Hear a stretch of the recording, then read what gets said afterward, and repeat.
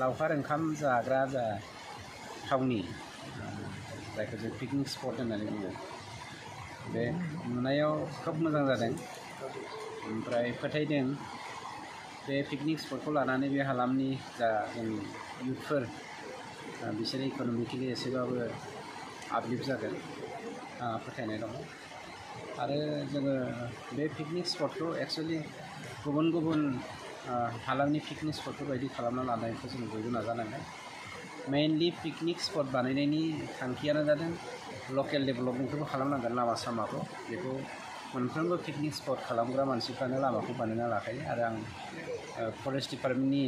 सासे EM हिसाबै दिनै बे मोनाबिलि पिकनिक स्पटखौ सामलायनाय एबा दैदेननाय साफ्रोमबो जोंनि मेम्बारफोरखौ बा NGOनि मानसिफोरखौ फोरमायथिनाय जादों जायगाया बिराद मोजां बेखौ जोङो बे हालामखौ एभारलास्टिं खालामनो दंफां लाइफांखौ लाखिनाय आरो रायजो राजाफोरखौ बेजों लोगोसे मोजां लामाजों दैथिंलांनायनि थाखाय बयबो आवगायबोदों दिनै पिकनिक स्पटखौ नायनो थाखाय नोंथांमोननि बे हालामा जौगानाय नंगौना नङा बेखौ जोंनि साखाथि फाखाथिनि बा जोंनि BTR हालामनि रायजो राजाफ्राबो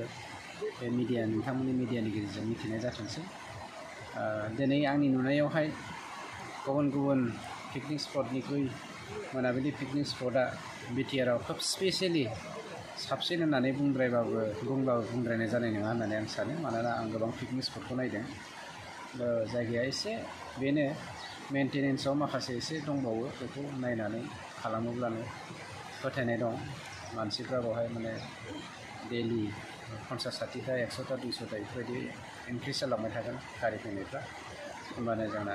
थांना थानायनि राहा लामायाबो ओंखारबाय इन्जयमेन्ट खालामनो मोन्थाय बयहाबो दङ बेहा सिमा थायो दिनै जोङो गोसोखौ रिलेक्स खालामनो थाखायसो पिकनिक स्पटआव फैनाय जायो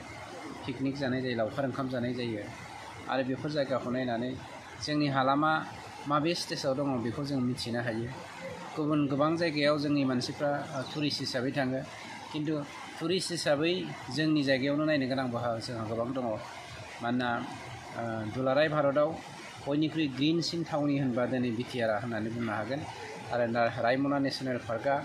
गासै जोंनि भारतीय नेसनेल पार्कफोरनि गेजेराव बयनिख्रुइ साबसिन नेसनेल पार्क होननानै दा जोंनि रिसार्च खालामग्रा बिथांमोना बुंगासिनो दङ आरो बे जोंनि मानास आरो रायमना रेन्जनिनो मोनसे पार्क नालाय बेखिनिखौ दिन्थिनो हानायनि थाखाय नोंथांमोनाबो राहा लामा लानांगोन बे हालामनि मानसिफ्रा होमबानो गासैबो साक्सेसफुल जागोन डिसिप्लिन होनोब्ला हाम्बलनेसआ फार्स्ट मानसिखौ माबे बेबहारजों वेलकाम बानायनांगौ सोद्रोम जेब्लायबो जों दिन्थिनो हानांगौ सोद्रोमथियानो बयनिबो गिबिसिन साबि बेनो जोंनि सनानि साबि होननानै बुंनांगोन ओंखायनो सोद्रोम आखुखौ लानानै साफ्रोमखौबो जुदि